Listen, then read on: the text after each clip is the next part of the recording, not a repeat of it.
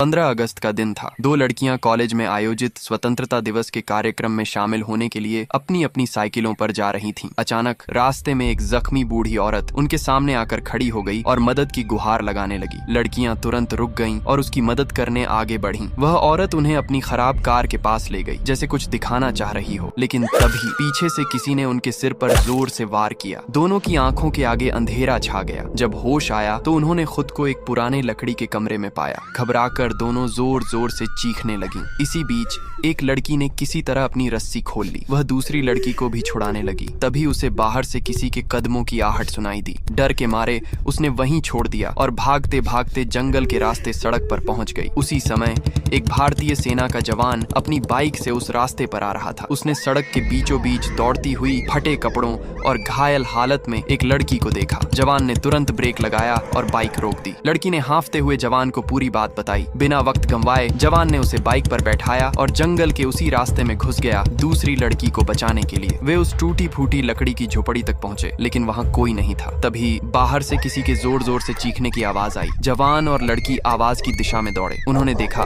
दूसरी लड़की एक पेड़ से लटकी हुई थी। उसके हाथों को रस्सी से बांधा गया था। नीचे दो खूंखार कुत्ते भौंकते और कूदते हुए उसे नोचने की कोशिश कर रहे थे और कमरे के दरवाजे से झांकते हुए वही पागल बूढ़ी औरत और उसका सनकी बेटा जोर जोर से हंस रहे थे। जवान ने बहादुरी दिखाते हुए उस पागल औरत और उसके सनकी बेटे को पकड़ लिया, फिर उन्हें पुलिस के हवाले कर दिया। दोनों लड़कियों की जान बच गई, लेकिन अफसोस आज तक किसी ने उस जवान के लिए एक लाइक या सब्सक्राइब तक नहीं किया।